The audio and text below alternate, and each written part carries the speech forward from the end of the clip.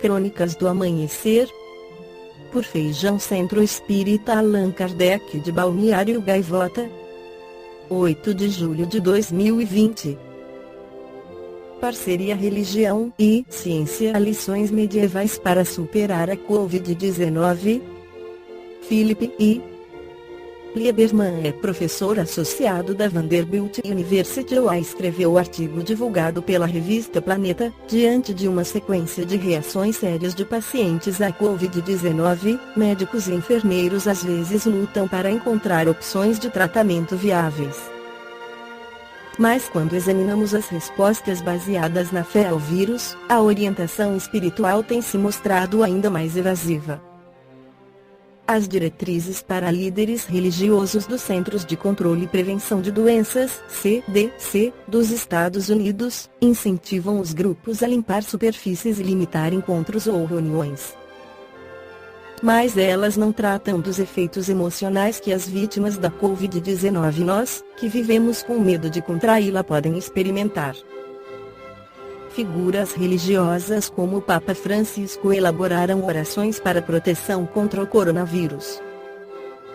Mas a ideia da oração como a parte vital de qualquer resposta à Covid-19 pode parecer inapropriada ou até irresponsável para alguns em um mundo que muitas vezes vê a medicina e a religião como opostos polares, uma se voltando para a ciência e a outra, para Deus. Distanciamento social e moda na história. Como historiador social do mundo islâmico medieval, penso e escrevo sobre o papel da religião na vida cotidiana. Observar como as pessoas pensavam sobre ciência e religião no passado pode trazer informações à abordagem do mundo contemporâneo à Covid-19. Pragas, um fato da vida. As pragas eram um fato da vida nos mundos antigos e medievais. Cartas pessoais do Cairo. Gênesis, um tesouro de documentos dos judeus do Egito medieval, atestam que crises de doenças generalizadas eram tão comuns que os escritores tinham palavras diferentes para elas. Elas variaram de um simples surto wab, ou doença infecciosa em árabe, a uma epidemia de vergadol, hebraico para pestilência maciça, que remonta à linguagem das 10 pragas da Bíblia. Durante o tempo do jurista e filósofo Maimônides 1138-1204, que liderou a comunidade judaica do Egito, Fus Antigo, Cairo enfrentou uma praga tão assustadora em 1201 que a população judaica da cidade nunca voltou à sua antiga glória. Punição divina.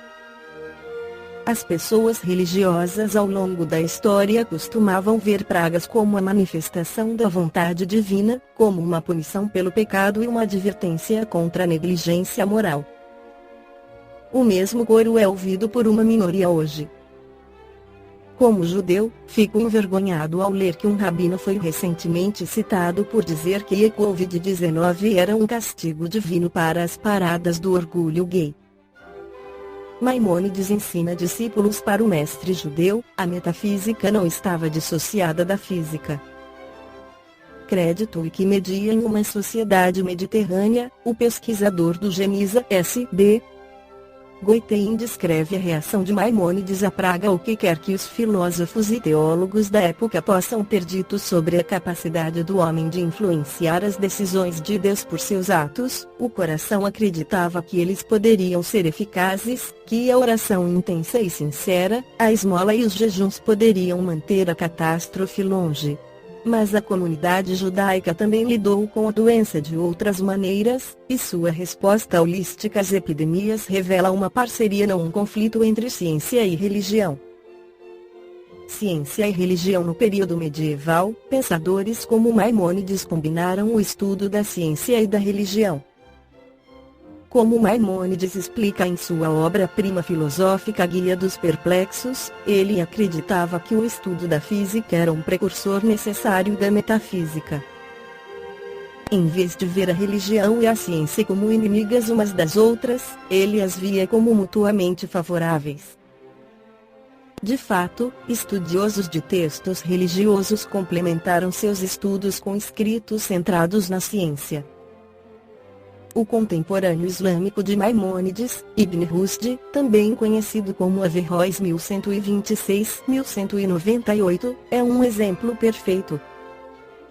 Embora fosse um importante filósofo e pensador religioso, Ibn Rushd também fez contribuições significativas para a medicina, inclusive sugerindo a existência do que mais tarde viria a ser chamado de doença de Parkinson.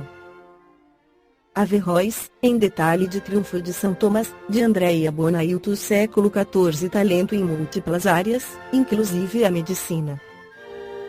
Crédito Wikimedia. Mas não foram apenas os estudiosos de elite que viram a religião e a ciência como complementares. Em uma sociedade mediterrânea, Goitain diz que mesmo a pessoa mais simples de Geniza era membro daquela sociedade helenizada do Oriente Médio e do Mediterrâneo que acreditava no poder da ciência. Ele acrescenta: a doença foi concebida como um fenômeno natural e, portanto, teve que ser tratada com os meios fornecidos pela natureza. Cuidando da vida interior, ciência e religião, portanto, eram parte integrante da alma da pessoa do Geniza. Não havia sentido que esses dois pilares do pensamento se desafiassem. Ao cuidar de suas vidas internas através de rituais que o ajudavam a lidar com a tristeza e a ansiedade, e de seu corpo através das ferramentas de medicina disponíveis, o povo do Geniza adotou uma abordagem holística das epidemias. Para eles, seguir o conselho médico de Maimônides ou Ibn Rushd foi uma parte essencial de sua resposta à praga. Mas, enquanto se acocoravam em suas casas, também procuravam o conselho espiritual desses pensadores e de outros para cuidar de suas almas.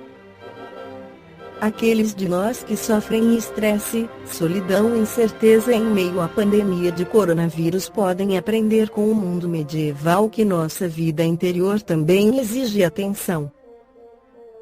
No Evangelho segundo o Espiritismo, Allan Kardec já em 1857 esclarecia que durante muito tempo ciência e religião estavam separadas, mas que chegava o momento em que deveriam se unir. A ciência e a religião são as duas alavancas da inteligência humana. Uma revela as leis do mundo material, e a outra as leis do mundo moral. Mas aquelas e estas leis, tendo o mesmo princípio, que é Deus, não podem contradizer-se.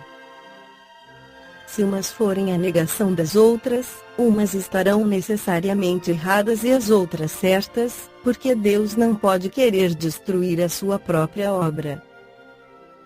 A incompatibilidade, que se acredita existir entre essas duas ordens de ideias, provém de uma falha de observação, e do excesso de exclusivismo de uma e de outra parte. Disso resulta um conflito, que originou a incredulidade e a intolerância. São chegados os tempos em que os ensinamentos do Cristo devem receber o seu complemento, em que o véu lançado intencionalmente sobre algumas partes dos ensinos deve ser levantado, em que a ciência, deixando de ser exclusivamente materialista, deve levar em conta o elemento espiritual, e em que a religião, deixando de desconhecer as leis orgânicas imutáveis, essas duas forças, apoiando-se mutuamente e marchando juntas, sirvam uma de apoio para a outra. Então a religião, não mais desmentida pela ciência, adquira uma potência indestrutível, porque estará de acordo com a razão e não se lhe poderá opor a lógica irresistível dos fatos. A ciência e a religião não puderam entender-se até agora, porque, encarando cada uma as coisas do seu ponto de vista exclusivo, repeliam-se mutuamente. Era necessária alguma coisa para preencher o espaço que as separava, um traço de união que as ligasse. Esse traço está no conhecimento das leis que regem o mundo espiritual e suas relações com o mundo corporal, leis tão imutáveis como as que regulam o movimento dos astros e a existência dos seres. Uma vez constatadas pela experiência essas relações, uma nova luz se fez, a fé se dirigiu à razão, esta nada encontrou de lógico na fé, e o materialismo foi vencido. Mas nisto, como em tudo, há os que ficam retardados, até que sejam arrastados pelo movimento geral, que os esmagará, se quiserem resistir em vez de se entregarem. É toda uma revolução moral que se realiza neste momento, sob a ação dos espíritos. Depois de elaborada durante mais de 18 séculos, ela chega ao momento de eclosão, e marcará uma nova era da humanidade. São fáceis de prever as suas consequências. Ela deve produzir inevitáveis modificações nas relações sociais, contra o que ninguém poderá opor-se, porque elas estão nos desígnios de Deus e são o resultado da lei do progresso, que é uma lei de Deus. Esta foi a crônica do amanhecer de 8 de julho de 2020. Por Feijão Centro Espírita Allan Kardec de Balneário Gaivota. Que a paz esteja com todos.